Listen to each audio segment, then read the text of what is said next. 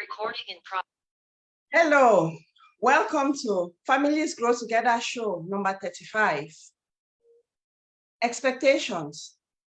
What are the expectations we place on our partners, our spouses, and our colleagues? This is a topic that is crucial and it will touch places. So, what are the expectations we place on these people? In previous sessions, we have talked of expectations we place on ourselves, expectations we place on our children. So today we'll be talking about expectations we place on our partners, our spouses, and our colleagues. And we have Aqua who will take us through. I am Nelly Kwasumi, a transformational life coach and social worker. Over to Aqua. Good evening, everyone. Thank you for joining us tonight. My name is Aqua. I am an early intervention practitioner and a parenting coach. So we're looking at expectations. We're continuing from where we left off last week. We looked at expectations on ourselves. That was quite insightful.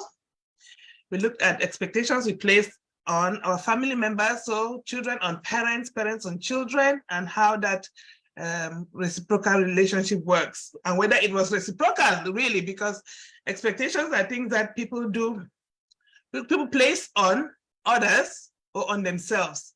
And if a relationship is going to work, then the relationship has to be reciprocal. So today we're looking at the expectations that we place on our intimate spouses or partners, our colleagues, and if time permits, we'll go into the community. So let's start with the expectations that we place on our intimate partners. Now, we're going to look at it generally. As a Christian, we can look at it from another angle. As an early intervention practitioner, we can look at it from one angle. And as just a human being, we can also look at it from another angle. So we place expectations on the people that we say that we love or care about. And sometimes these expectations are not, let's say, conducive. They don't make the environment conducive for the relationship to thrive. Or sometimes you can put expectations on people who work best in, let's say, who need rules, who need boundaries, who need to be given directions. Some people work best when they know what is expected of them, and so that they know how to behave accordingly. So let's start with the expectations we place on our spouses. I'll just give a little overview of who is your spouse. Now, there are different relationships in the world that we live in today.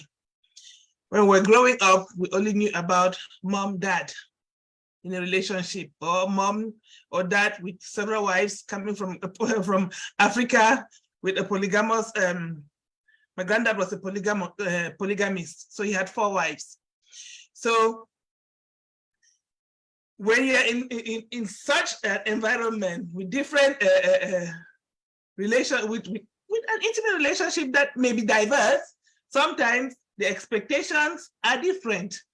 But I'll look at this from the angle of one man, one woman.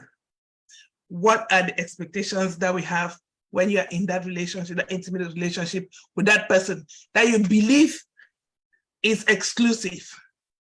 Because the relationships can spread out. We know about polyandry, we know about polyamorous, we know about all these kind of crazies. Well, to me, they're crazies. But what we're going to focus on is standard relationship between 2 people. What we expect from each other. Now, as a Christian, I believe marriage is between a man and a woman. But we live in a society now where men get married to men, women get married to men. So we're looking at intimate relationships, irrespective of the composition. So when we come into an intimate relationship, we bring our baggages, we bring our upbringing, we bring our background, we bring all that we are as an individual into that relationship. We meet somebody else who has their own baggages, who has their own upbringing, who has their own issues and whatever. And we all come and meet together and we put all those things in the mix. And now, if we start this relationship without setting the foundation, then a lot of things happen in the mix. We discover each other, and things start happening. I start discovering that, oh, that thing, what is that? What's the behavior?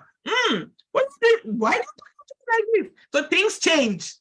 But if you have a solid foundation from the beginning, then you have somewhere to work from. So I'm going to ask you first, Nelly, when you were getting into an intimate relationship, I'm not going to specify whether you're in one now or not, when you got into an intimate relationship, did you come with expectations? Did you discuss those expectations with that person? And if so, what was the outcome? Or if not? Okay, that one is a massive, massive question, Afua. Thank you for that. Okay, so just reflecting on the relationship, the intimate relationships that I've ever been in. In every relationship that I get in, I go in with the expectation that I will be loved and I will love this person and to be accepted for who I am. Whether my flaws, my good sides, just for me to feel that I can say what I can say comfortably rather than trying to pick and choose because I might get in trouble or it might provoke a situation. So I have realized that the expectations that I had, most of the times I had to compromise because things came up. And like you said at the beginning, people meet with different baggages. And just knowing that at that time, when I started getting into relationships, I did not know who I am the way I know now. So at that time, I went there, and because I was a very shy person, I was extremely introverted. I always expected the other person to always initiate because I was like, if I want to initiate anything, even conversation, will that be awkward?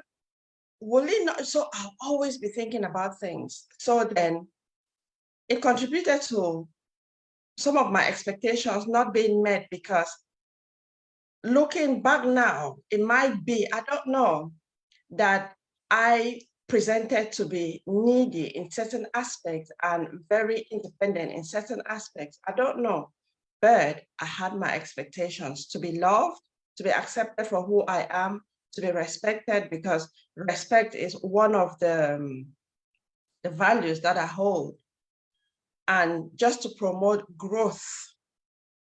So basically, those are the 4 expectations that I always have when I get into a relationship, because I always like to just be myself, just be true to myself, whether I'm making mistakes. But sometimes I realized that I had to pretend, and it took a lot of energy off me.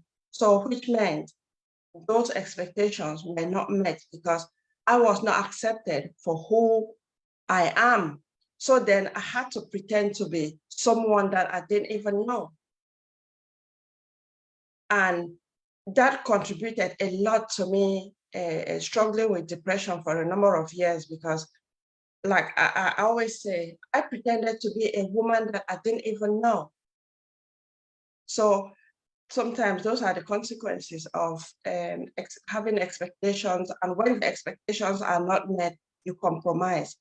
It takes a toll on easily your health. So yeah, I don't know if I've Thank you, Nelly. Thank you, thank you, thank you. Yes, yes, yes. You have answered the questions. You came with expectations into the relationships. Sometimes they were met, sometimes they were not. Sometimes you had to compromise in order to get them met, or you compromise not to have them, you know, and as such, it led to things up and down, and including to the illness. And thankfully, you know who you are now. And I'm sure if you're getting into another relationship or you're in a relationship, you know exactly who you are and you know how to do things differently. Oh yeah, massively. It's different because boundaries. Okay. Massive is boundaries because I don't have to take on some other person's baggage. Then I can help them to go through to sort out their baggages, but I'm not the one to do it for them, or I will not give that opportunity for theirs to infiltrate into mine. So I set boundaries. Okay, thank you. Right, so as for me, getting into relationships, I don't think it's much of a difference. There's much of a difference with what you did as well, because growing up, you have all these romantic notions about relationships. Oh, I am going to be loved. I'm going to be the princess. They're going to do all these things for me. And they're going to treat me kind and, you know, make you feel special. And the first few months, first few years, it's all those things. And then you get to know the people, and then you get to see them for who they really are. Because it's one thing to be in a relationship where you live separately. So let's just say boyfriend and girlfriend to start with. You live separately. And when you guys meet, it's all about putting your best foot forward, putting your best behavior, being on your best behavior, and, you know, deferring to the other person because, you know, you're not secure and whether you got a catch or not. So sometimes we pretend, not even necessarily pretend, we do our utmost to please the other person. And so you're in there, sometimes the expectations are met, sometimes they're not, and then you get into a marriage and it's a total different ball game. You start, because you're living with that person now every day, you start seeing different sides that you didn't see as a boyfriend or girlfriend. Now, when we talk about marriage, some people go into marriage with premarital counseling. I didn't have that. And that is one of my regrets that I have, because I didn't go for premarital counseling. So the expectations I had were obviously these romantic notions of what marriage is, you know, and I didn't we didn't talk about things like what we're gonna do, who's gonna do what, who's gonna look after the kids, who's gonna go to work, who's gonna pay the bills. We never talked about any of those things. And as such, you come in, you expect that, okay, this person is gonna do this according to how you believe it should be.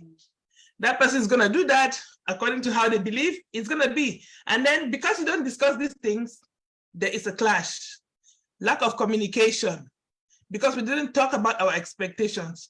Who's gonna, the things that we expected, that this is your role, that's my role. We just fell into this kind of, you just pick your own thing that you want to do. And to me, there were certain things that I told myself, no way, I'm not doing those things. That's a man's role, obviously. And then I'm sure that to him also thought that, okay, these roles are a woman's role. But who set those expectations? Society put most of those things on us, and we didn't have a say in them because we didn't talk about the expectations anyway. And as such, some of my expectations were met, some were not met. So when it comes to the expectations now that your spouse placed on you, did you meet the expectations? That's a question for you to answer now. Did you know of the expectations that were placed on you? Were you told? Thank you for that. I think just similar to you I think you answered that question in a bit from the last few sentences that you made. That because of that lack of communication, there are a lot of things that were not discussed. And again, like people come from different backgrounds, different upbringing, they have different upbringings. And okay, for instance, like with my parents, growing up, I knew it was a man's responsibility to like pay the rents, do the renovations and things like that. And then for the woman, or like for my mom, she was in charge of the food, whether who bought the food, whether the money for the food came from where, we didn't know because we were not told. But both my parents were working, so that was not something that we ever thought of.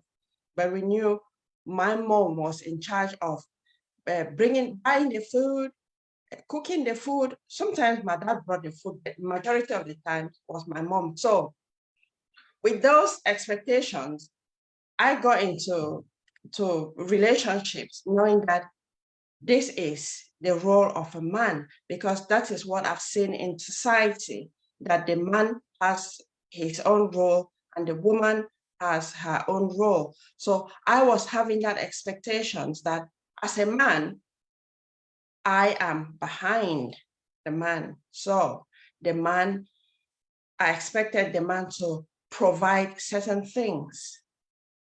But then some of those expectations that I had were met, some were not met. Because like sometimes I had, or there were the expectations that I had to do a lot of things, some of which I had no clue, but because we did not discuss, that clash. Yeah, it's there, but who is doing what? And at the end, no one does it. Because this one person will be saying that that's what you were meant to do. The other person will say the same thing. And then it ends up in an argument because no one knows who has to do it. So again, it's that expectations. So communication, I mean, it was massive, especially for me, because I just used to sit and just wait to be told. Okay, right. So you were on the quiet side. Very quiet. I am on the... Are you frozen? As in? You were frozen before. Oh. You were frozen before. Right, okay. Can you? Yeah. All right, okay. Yeah, so you were more on the quiet side, as in you just waited for things to happen. You know, okay, let me just rewind. So something happened, obviously, before I got really, really quiet, because growing up, I observed from my parents that they always communicated, because my parents communicated, their communication was good in such a way that when, I mean, like children, we always want to try to manipulate, but we could not manipulate any of our parents, because if you go to my dad and say this, and then you go to my mom and say that same thing, both of them will give you the same answers. So being a child, we thought that they used to share the same brain, because that's why we thought that they have the same head, because they think the same, they'll give the same answer. So we didn't have. So to me, I knew that communication was very, very important. But then in relationships, sometimes some people have their insecurities, and like the start of the relationship, they don't disclose because they will try to make up to present to be this person that they aren't. But then when the relationship progresses, then you start seeing the real side of of the people, because some people are so scared to be intimate, like to get comfortable, to get close to someone. So then they start feeling insecure. So I said something happened. I used to talk because I knew that communication was important. So I used to talk. When something happened, I want us to talk about, but then I realized that I was being insulted, such as you want to prove that you know everything and things like that. And to me, the first time it came as a surprise, and I was like, well, probably it's just one of them days. But then it started becoming very frequent. And anything that I said was, you want to prove that you are always right. And I was like, we just need to talk about things. When I'm saying it, I'm saying my own side of it. What is your side of it? But the other side never it came up. So then the gap started increasing. And then from there, I was like, you know what? If there's something, I don't say. So then that my quiet side of it came really, really stronger. And when I had something to say, I'll be like, there's no point, because if I say it, I'll get in trouble. Mhm. And then the funniest thing is, when I don't say it, I still got in Get trouble. into trouble. So either way, I would get in trouble. So I just decided, instead of spending my energy talking on something that I know I'll get in trouble, and it will be worse because the same things that I say will be twisted. So I decided, there's no point for me to be talking anything. Let me sit quiet, preserve my energy, and get in trouble. That's good.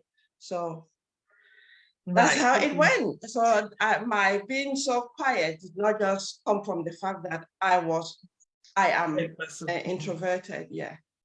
All right. Okay. You've said a few things that I identify with. I, for one, like the ladies that we met in that beautiful program yesterday, call themselves oversharers. She used to be an oversharer. I would say the most crazy things that I have ever done. And these crazy things were then used against me as, you know, an insult. And you're thinking, that is one of the things that attracted you to me. The fact that I just shared, I was open and I was honest with whatever I had done. And now these same things have become a problem, because now you're married, you cannot just talk to me like that because I've become a husband. So the title of husband has given you authority or a position that means that you have to suppress the people who are under you, so to speak. So you censor their words. So the things that I used to discuss now, I discuss with my friends. I had to talk to somebody. And like you said, the gap widens when our expectations are not met, when other people's expectations are put on us now. Like, this is what you're supposed to do now. Now that you've become a wife, these are your responsibilities. This is what I'm expecting of you. That is what you should do for me. And it's no longer reciprocal. And so things change. And in certain instances, for the worse. In certain instances, the people can communicate well. They come back together and say, okay, these are the dividing lines. These are the things that frustrate me. These are the things that frustrate me. How can we fix this? But if you're working as a team, then you're going towards the same goal. But when it's when it's like a competition, that is when things go wrong, because the expectations are that you satisfy me, you make me happy. Whereas your happiness is dependent on you. Your happiness is not dependent on another human being. If they add to your joy, great. If not, you are the one to make yourself happy, because it's not a responsibility of another human being to make you happy, because if you put that expectation on somebody else, you have no control of your life. So whatever they do, impacts on your joy. So if they were supposed to cook today and they don't cook, you're unhappy because they didn't cook. If they're supposed to sweep the floor or buy you a dress and they didn't buy it, you're unhappy now because they didn't do it. So these expectations can either build us or kill us, or the relationship as a whole. So with the expectations that society also places on us as the roles of a man and the roles of a woman, like you said earlier, these things can come into conflict because we live in a society now where both parents have to work, or both partners or spouses or whoever they are in the relationship have to work to make ends meet.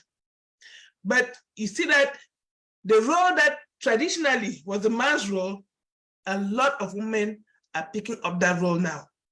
They have to provide. But then the household chores that used to be the women's role, they are still expected to maintain those roles, go to work, both of you go to work 9 to 5, come back, the man sits in front of the TV, watching football, and you in the kitchen, you do what you cook food, come and put on the table, and all that kind of stuff. But things are changing now, but they can only change in our particular relationships or in your relationship if you have these conversations. And sometimes, as women especially, we cannot wait for our spouses to give us, to free us. You have to take your liberty. You have to take what you believe is. You're not trying to, well, from what I did in my personal case, I used to say, help me with this and that and the other. And my spouse would say, housework never finishes, do what you can. So I just started doing what I could. Not necessarily that I couldn't do more. I chose to do what I could. Who defines what you can? Who defines it? So you see, when people do not work together, it always goes haywire. So I'll ask you now this question.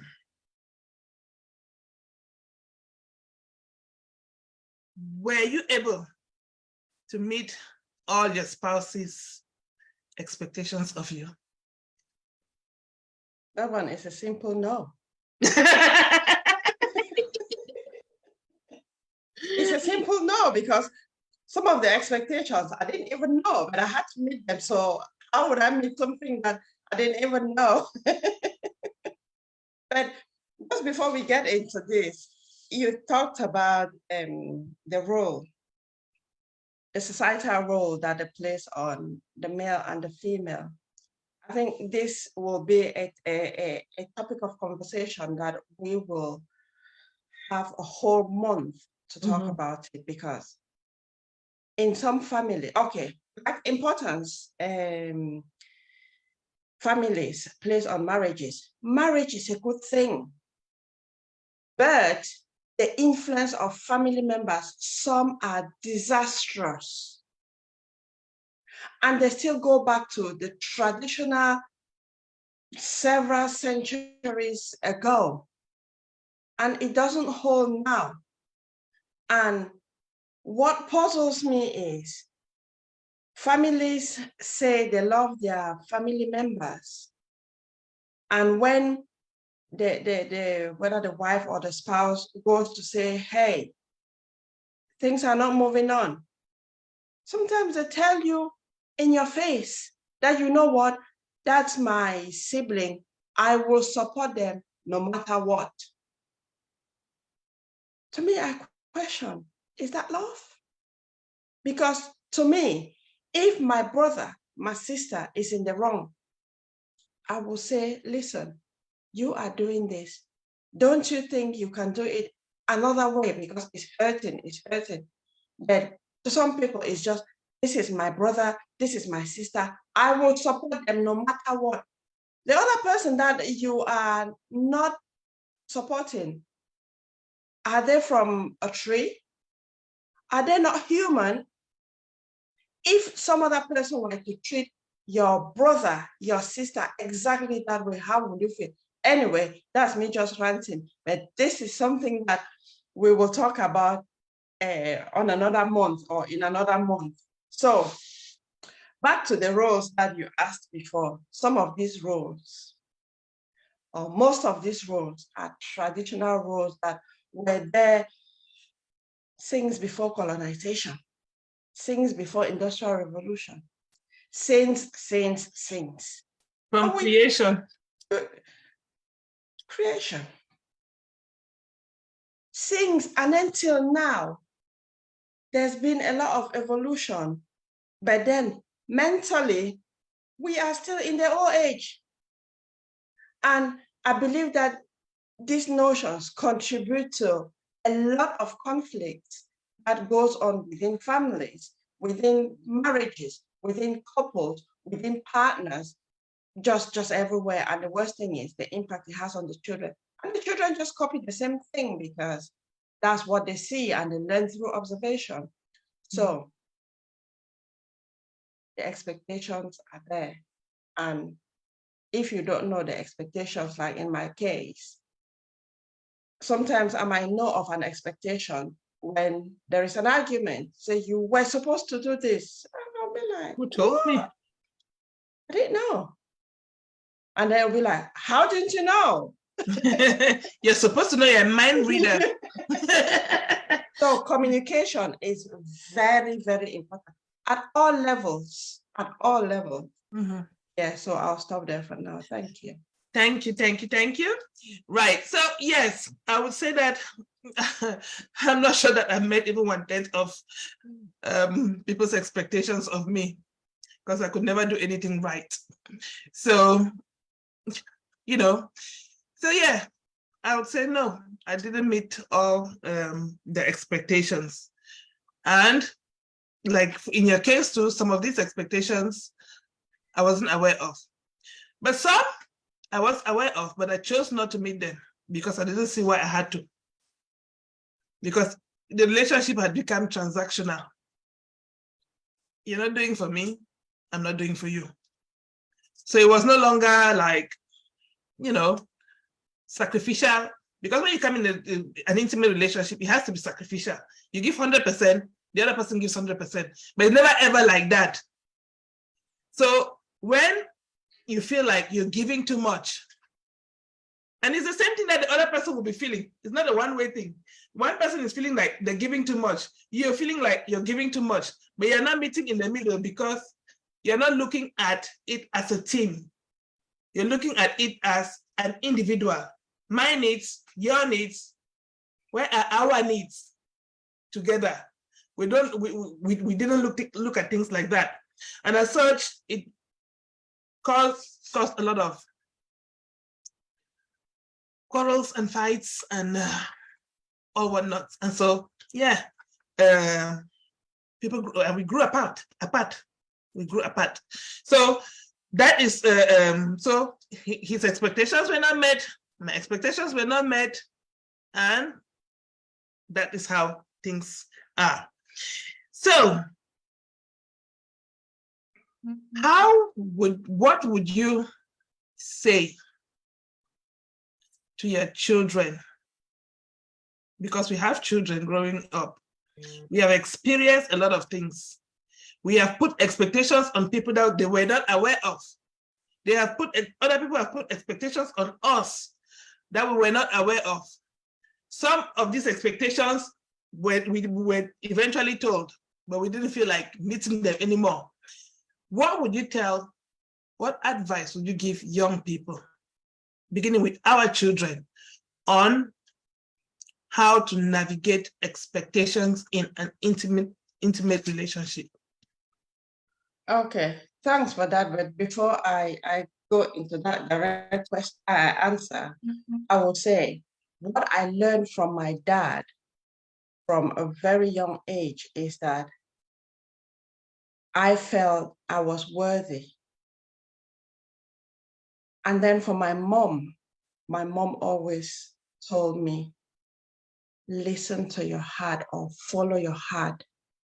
So these two advice from my mom and my dad, from childhood till now, it still plays a big part in my life. And for my children, for the young people, in this age now, what I'll say is, know yourself, because spend time to start questioning. What do I want? Who am I? Not question yourself on everything. Who says I have to do that? Why do I have to do that? Can I just anything? Because a lot of the times we just do things, it is automatic because we have seen our parents, or we've seen our neighbors, or we've seen those in our community do it, and we just think that, oh, that is what we must do. And then we get into it. I would advise young people to start questioning yourself.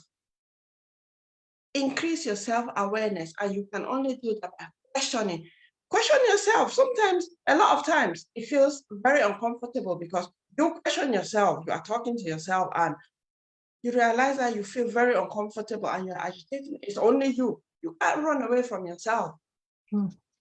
And especially learn how to identify and manage your emotions, because in a lot of, whether relationships or one-off or a standoff or whatever you call it, I don't even know.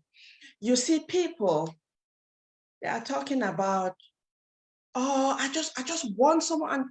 Even on social media, people go on social media and they say, to me, I'll say disgusting things, but to them, it's okay. You have your right to say whatever.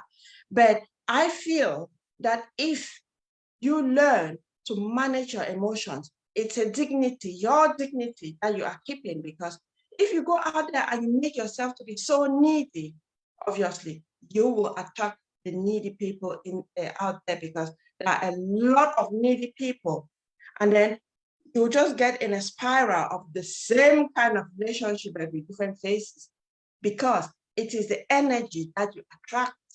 If you are needy, you attract a needy person. But if you are composed, it might take you a very long time to attract that energy of someone who is very composed, but you will be much, you'll be settled, you'll be calmer, because you know that, oh, you don't need to check on your spouse's phone or your partner's phone, because why do you spend time checking on some other person's phone? You are infiltrating their privacy. It's because of your insecurities. But if you know how to identify those emotional triggers and to manage them, you realize that that is not anything in your control. If they want to fly, no matter what you do, they will still fly. But then keep yourself calm. So I'll advise young people in general, to work on themselves, manage your emotions, because a lot of our lives is driven by our emotions. So a lot of people tend to react instead of respond. That's why you see young girls fighting that he snatched my boyfriend. Why? Why is your dignity? Why do you have to stoop that low? So it's learn about yourself, learn about your triggers, how to manage them emotions. It doesn't mean that you suppress them emotions. If you truly learn what them emotions are and how to manage them, you realize that you'll be coming from a place of love. When I say love, I mean pure love, agape love, and not fear. So thank you. I can feel the passion. I can see it. I can hear it. Well done. Yes, so same here. I think it's important for us to know who we are as individuals before we get into relationships. Now, a lot of people get into relationships out of rebounds. They jump from one to another without really knowing who they are. So my advice to young people is, do not rush things. You have all the time in the world. Yes, your hormones may be going haywire and triggering things. You're thinking that, oh, this boy is all the sun shines on them, or this girl is all the, in short, they are the star, the brightest star in the world. Take your time. know yourself. Learn to build yourself up, be content in who you are. Love yourself. Do not be in love with yourself. Love yourself. There is a difference. Being in love with yourself, you think that you're the be all and end all. The sun rises and shines and sets on you. That is not what we're talking about.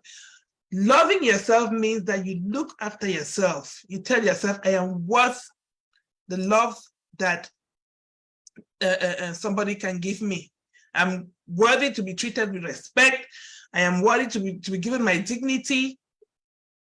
So when you love yourself, you're content to be in your own space by yourself.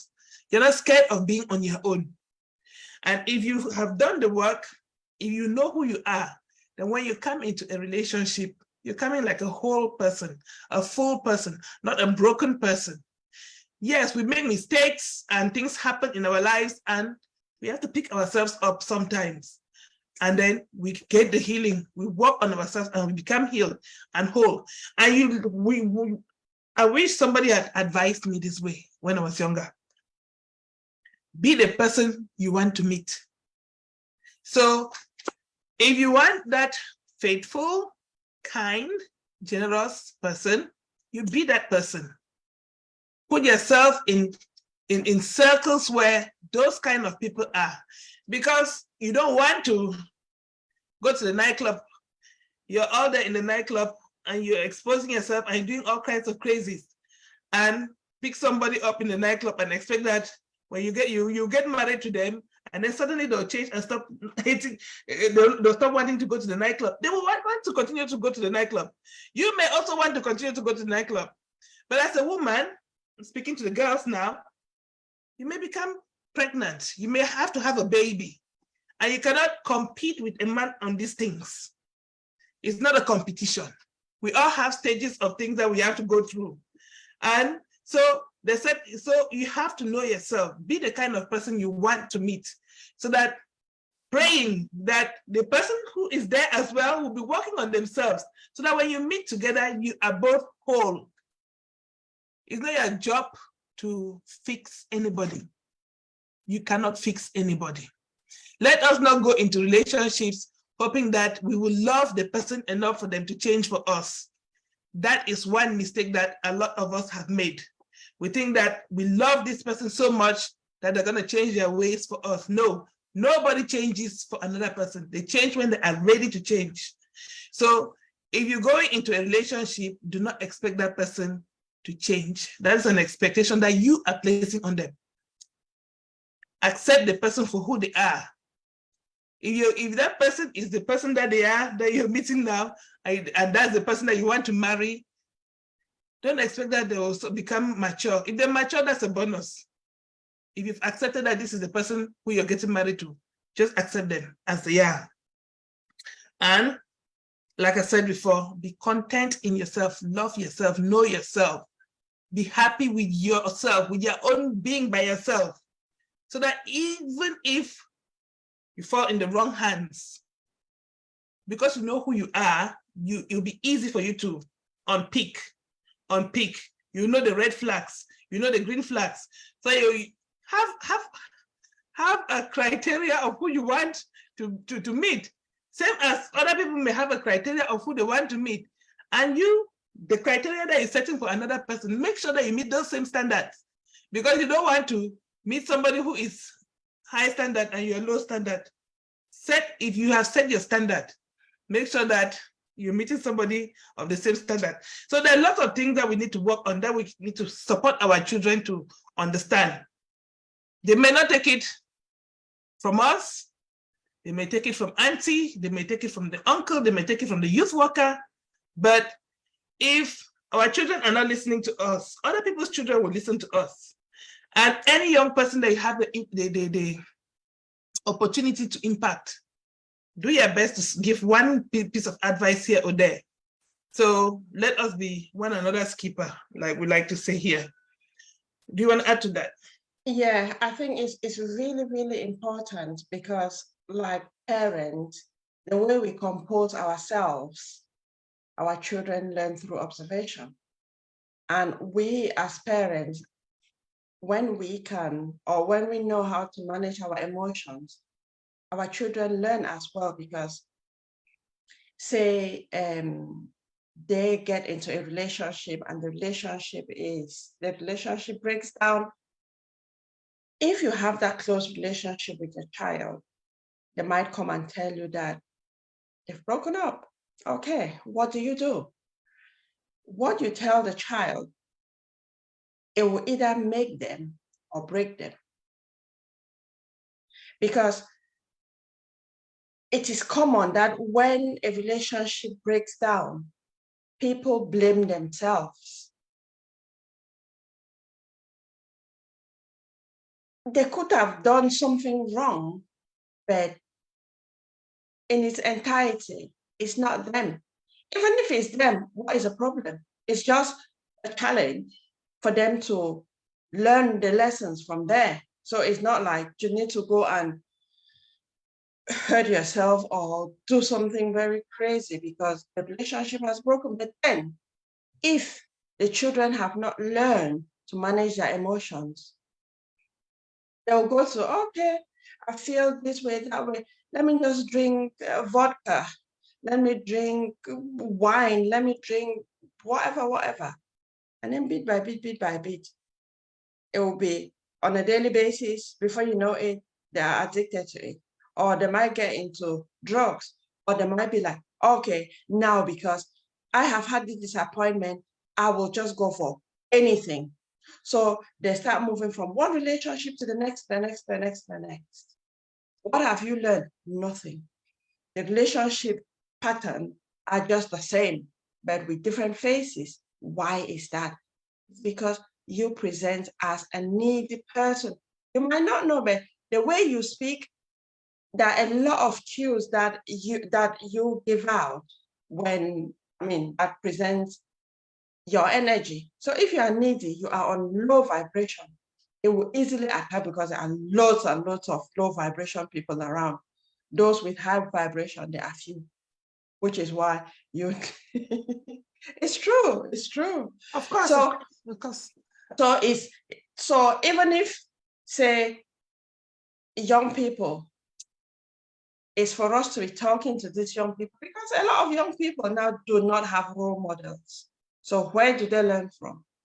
Like good role models. If it's bad role models, there are plenty of them, but good role models, again. They don't have. So it's for us to, okay, let me just say, you see someone whom we consider as a head, whether it's head of whatever, that we look up to, that they are like the person who can give the advice, who is there to care for the people. And then you hear what they do in the background, and you're thinking, how can I listen to someone who stoops so low, but then at the forefront, they pretend to be something else? That one, you just throw away your credibility, and young people will look at cases like that and they'll think, you know what, if this person, I trusted this person, but then knowing that this person does this kind of behavior, who else? What can I learn from them? So we really need to be careful. Let's start with ourselves, and then let's be honest with ourselves. And then you cannot tell someone that do this and then you are doing something else. It'll be easy for them to copy your behavior because they see the behavior. Don't be saying that, stick to a partner, and then you go and you have loads of them. You say you just want to have a quickie. What is all of that for? So that's just a lot. Yes. So, like always, we start with a broad picture of what we're going to go cover, and then we end up doing just one. And we are not exhausted this topic of expectations, because we cannot exhaust the topic of expectations. And as such, we just urge everyone who listened to this that let us reflect on the expectations that we place on our spouses. Let us think about the relationship. What you're expecting the other person to do, are you doing the same? Can you do the same? What you're putting them through, would you be willing to go through it yourself? Are you working as a team, or are you working as individuals in the relationship? So it is important that we reflect on these things and look at ourselves first, because when you look in the mirror, it is you that you see first. You don't see somebody else. And it's not the truth about your spouse that will set you free. When you start with yourself, when you learn to reflect and be honest with yourself, because that is one thing that sometimes we don't want to be honest with ourselves. We see the things that we are doing, but we always look at ourselves with rose-colored glasses, as Joyce Meyer says. But we look at other people with magnifying glasses. So we have excuses for our own shortcomings, but we magnify other people's shortcomings. So it's important that we start with ourselves. Reflect on yourself. What are my expectations? Are they realistic? Am I putting on them? Have we discussed these expectations? What are their expectations on me? Have we discussed them? Am I able to meet them? Do I even want to meet them? So if we do not communicate, then we are not going to go anywhere. And like I was listening to a message that somebody sent me today, talking about communication and how communication should be to build and not to destroy, and how nobody else can make you do what you do not want to do. Even if somebody hurts you, how you react to them is your choice. So let us work hard, look at our expectations, look at the expectations that we placed on other people, and see where we can make constructive changes so that we're building each other up and growing together. Any last words, Nelly? Yeah. When you were talking, what came to me was, as long as we are breathing, we have a room to learn. Mm-hmm. And if we choose not to learn, then we are dying. Because life has a lot of opportunities, but so many people limit themselves and they give excuses. That is because I'm too tall, I'm too short, I'm too fat, I'm too thin, I'm too old, I'm too young, whatever. Those are all excuses. It's a choice. It's a choice that you have. No one will make that choice for you. Give yourself permission to grow every single day. Do something different every day. Small things. Let's say you notice that when you get out of the bath or when you have a shower, you start by putting the towel over your head and coming down. If you've noticed that, the next day you say, you know what, I'll do something else. I'll start with my left arm. The other day, start with your right arm. The next time, you start with your leg. That is you changing the thing so it doesn't become automatic. But then it's a choice, because it will not just change on its own. You need to make a conscious decision. That is where the choice comes in, because if you think that, oh, I should do this, that should is just automatic, because that is what the society says you need to do. But if you want to change things, you need to start questioning. Is that, if I do it some other way, what will the result be, and things like that. So you need to make conscious decisions and know that you always have a choice. If you get angry by what someone has said, done, or not done, it's your choice, because you gave them permission to be angry. They did not force you to be angry. It's because they did whatever they did or said whatever they did. Yes, it could have hurt you a lot, but what choice did you have? You could have said, you could have chosen that no matter what, it is up to them because it is their behavior and not you. So don't put the blame on other people. What is your own responsibility? What could you do?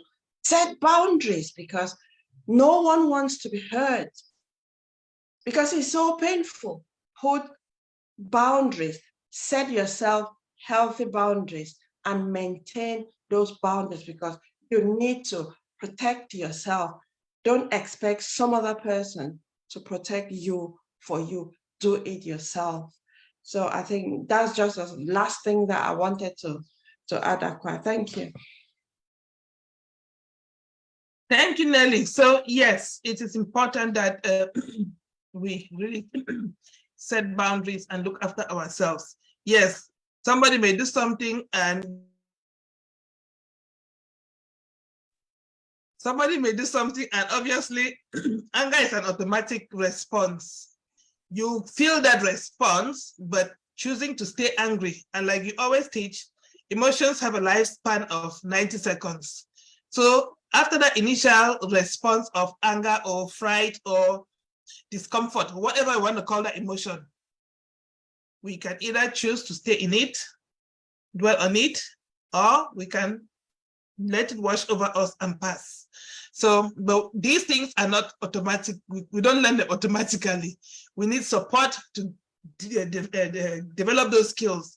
And as such, if you're struggling with your emotions, you're struggling to handle certain things, if you need support with setting boundaries or with getting to know who you are, contact us. That's what we do. We will help you understand yourself. We'll help you know who you really are. That is Nelly's specialty. My specialty is hand-holding for parenting and things like that. So let us not struggle on our own, especially our young people.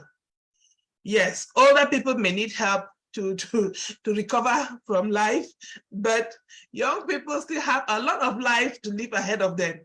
And our heart desire is to support our young people to become who they really are, to know, not to become who they really are, to know who they really are, to know themselves, so that when they're going into the world to conquer the world like we want them to do, they go confidently. They know that, okay, I am who I am. God created me to be this special person, wonderfully and fearfully made. Let me go out in the image of who has created me and conquer the world. Okay, not the image of what my parents have said, the society has said. No. Let us help these young people. Let us help our young people. Yeah, and I think, you know, it doesn't mean that when you know who you are, no challenge will face you. Challenges will not run away from you, but the way you respond to those challenges will be very different. Yeah. And like now, everyone, this is what neuroscience has said, everyone has the capabilities or the capacity to learn, unlearn, and relearn. Mm-hmm. So regardless of the age, we have learned a lot of things growing up. When we get to a stage that we identify that we are not happy with our situation because of what we know, give yourself permission to unlearn and then relearn, because you cannot just unlearn and stop there. The old things will come back. Mm-hmm. You need to put new ones that promote your growth and your development so you can achieve your full potentials. Yes, yes, yes. We can go on and on and on. So on Saturday, we're doing our Explore Your Neighborhood adventure. If you have booked a place, you'll get an email to give you all the details of where to meet and everything like that. If you haven't booked a place yet, you still have time to do so. Just send us a direct message and we will give you the details. All right then, where can they find our information, Nelly? On our website, which is www.hanhandcommunitycic.com. That is hanhandcommunitycic.com. Thank you so much and enjoy the rest of your day. See you next week. Bye. Bye.